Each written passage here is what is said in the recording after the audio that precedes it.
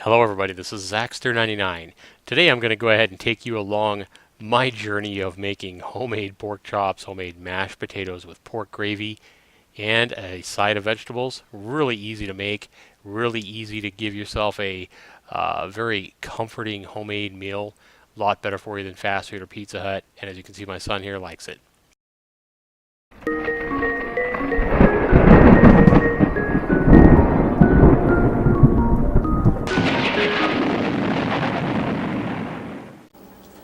Hey guys, first thing you want to start with is cutting up some potatoes.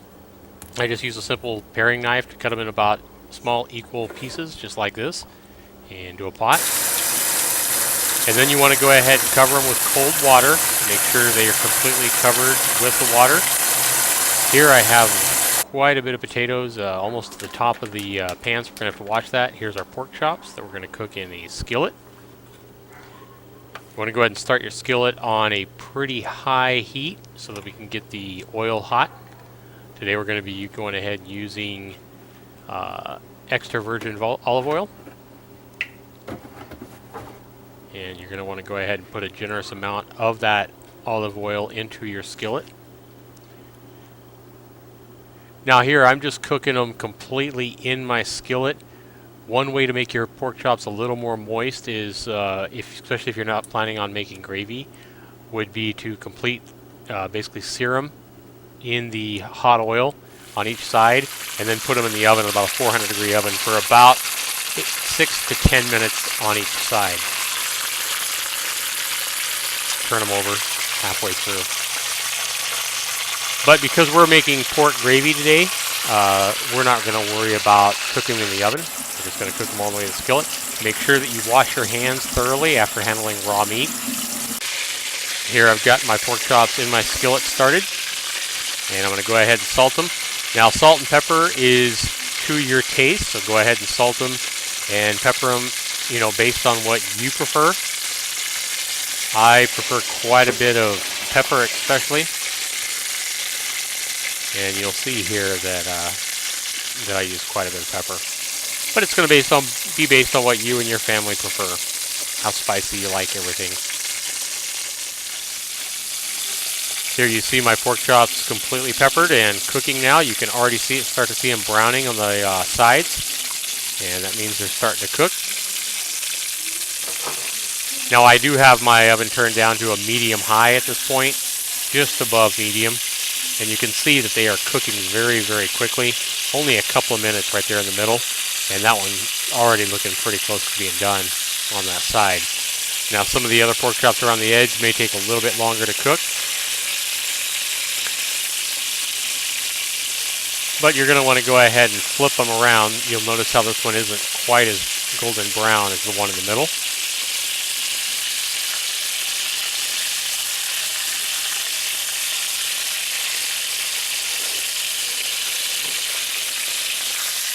And I continue to flip all of them around, let them cook thoroughly on both sides.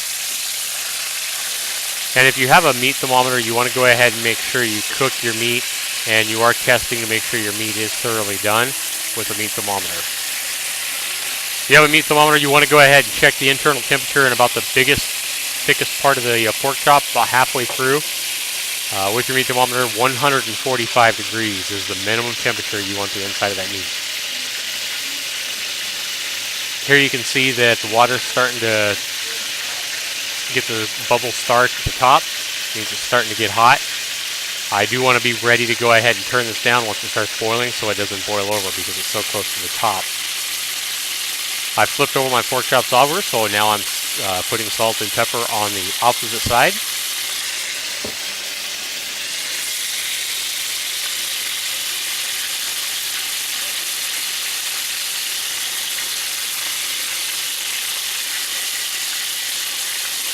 And you can hear that olive oil doing its job on that meat. Getting a nice sear on the outside.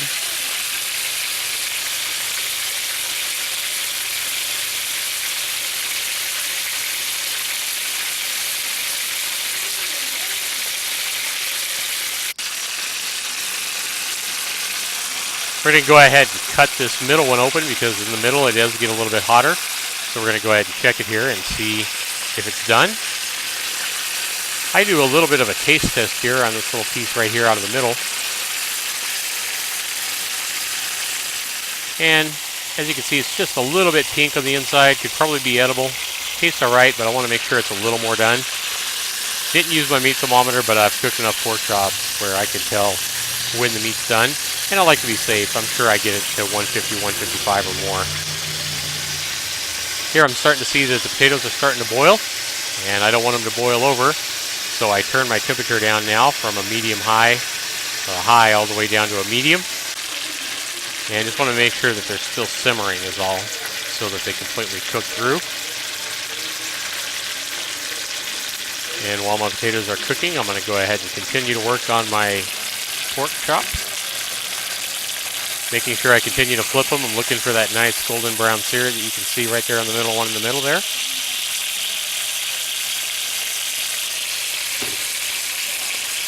And that's what you're looking for. You can see the ones around some of the outside are not as done like that one. That one looks just about perfect. So we went ahead and removed that one and got it on some paper towels now. If your potatoes start boiling up, one thing you can do is either turn them down a little bit or stir them with a spoon, and it should lower the level of the water inside. I've turned my temperature down just a little bit more just to make sure that I don't run over because my pot was pretty full.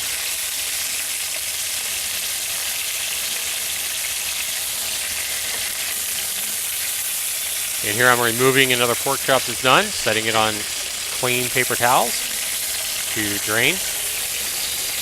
Now another thing, guys, I didn't do it here, but one thing you can do once you remove these pork chops to make sure that they are a little bit more moist for you is simply put some foil loosely over them and let them sit.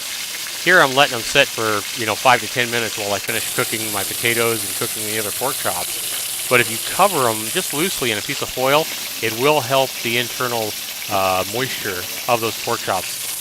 It'll kind of, the internal juices will be flowing more if you let them kind of sit in their own heat. Bask in their own juices basically under a piece of foil.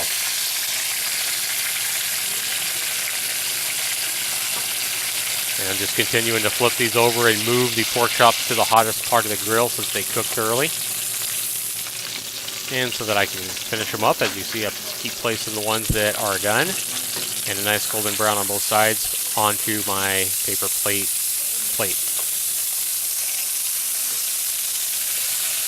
My paper towel plate, rather.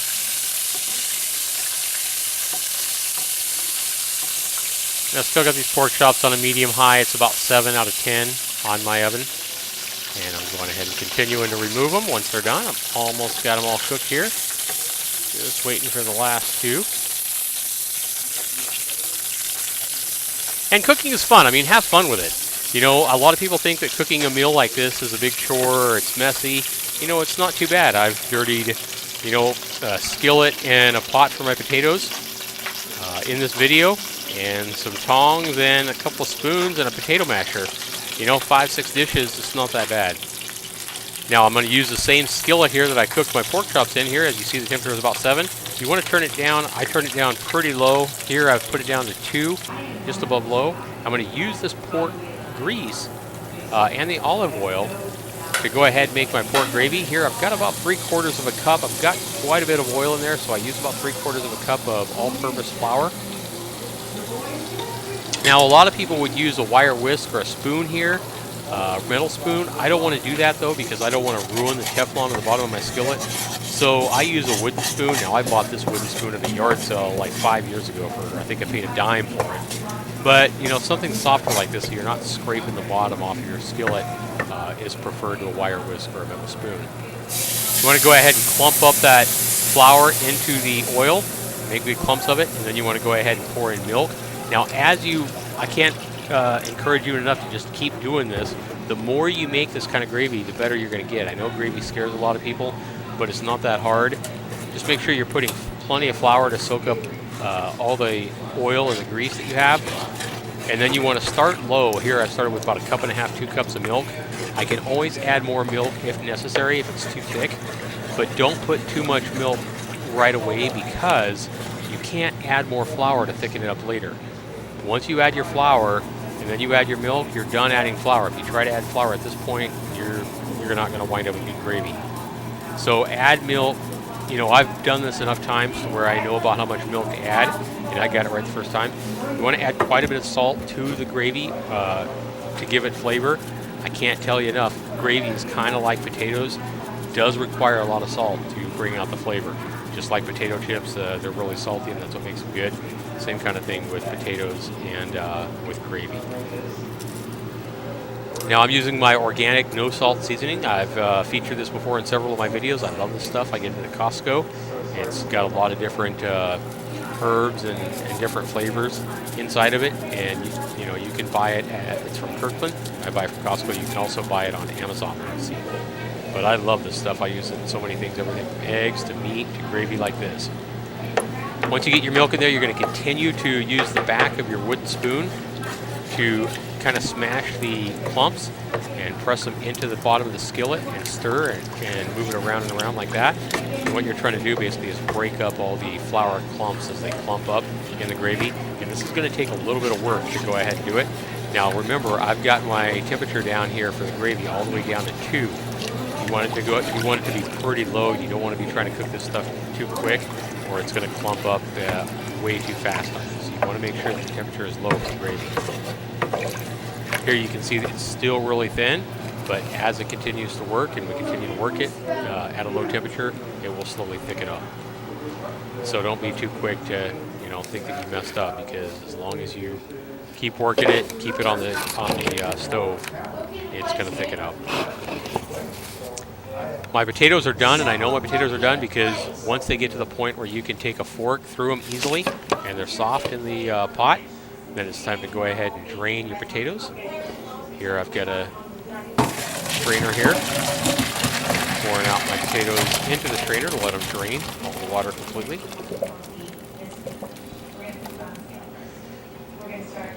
You don't have to get every piece of potato out of the pot. You just want to make sure you get all the water out. You want to turn down your temperature. Here I turn it all the way down to low. And then what I do is I want to go ahead and put butter in my potatoes, but rather than putting the butter sticks in the top of the potatoes and trying to stir it around, I like to put the butter in the very bottom of the pot now. Remember, that pot is still hot, the metal's still hot. Go ahead and put however much butter you want. Here I use 3 sticks for quite a bit of potatoes. I probably have 3 or 4 pounds of potatoes here. Probably a stick for about every pound and a half of potatoes. Again, you're just going to have to do this butter and the salt and pepper and everything to your taste. But now I've poured in the rest of the potatoes, the drained potatoes, on top of the butter, and I'm just going to let it sit. And those hot potatoes will melt those butter sticks. Here I can see that I'm clumping up again on my gravy. I'm using my wooden spoon again to go ahead and smash those clumps into the bottom of the skillet and stir it around. And just work in the gravy just like you see here. Again, I can't encourage a wooden spoon enough. It works great for getting this gravy mixed up without destroying the bottom Teflon part of your skillets. As you can see, temperature is still just on 2. You don't want to be turning that up. You want to keep it at a real low temperature so that it doesn't clump up or get ruined too quick and start sticking to the bottom. The main thing you don't want is to start sticking to the bottom here. You want to keep it low. A lot of people try to cook gravy too fast. I'll go ahead and add my salt and pepper to my potatoes. As you can see, I got the top lid off so that I can pour a greater amount of salt more quickly, because I do have a lot of potatoes here, and just like potato chips or anything else, they're going to require quite a bit of salt to bring out the flavor. Another thing about home cooking, though, is you have total control over how much salt, pepper, and everything like that goes into your food. So you do have a lot more control over buying pre-packaged, foods that you just heat up in a microwave or cook really quick. I prefer to cook almost everything homemade. I don't buy my hamburger helper or anything like that. I like to make everything myself, and it's really not that hard. You just need salt and pepper and a few spices in your spice cabinet. Here, I love this potato smasher that I bought on Amazon. I will provide a link to it down below this video. I also featured it in another one of my videos where I talk about some of my favorite Amazon purchases. I believe this smasher is about 10 bucks, $8 or $10, and I love it. It's very sturdy. It's not like the plastic ones you'll buy at Walmart. They feel like they're going to break when you start smashing your potatoes. This one's a very solid build, and I don't like mixing my potatoes up in a like KitchenAid because I feel like when you do that, it kind of gives them a sticky texture, and I much prefer the texture of my mashed potatoes when they're hand whipped and smashed with a smasher like this. I do think it makes a difference. A lot of people probably like them just fine in a KitchenAid, and that's fine. But when you transfer them to KitchenAid as well, there's just more dishes that you have. When you smash them right in the same pot as you cook them, you do have less dishes. And like I say, I prefer the taste big time when smashing them with a hand tool like this over a machine. You can see they're pretty thick now, but I do got them kind of smashed up. I want to smash them up just a little bit before I add milk. Here you can see I'm adding probably about a cup of milk to this size pot of potatoes here.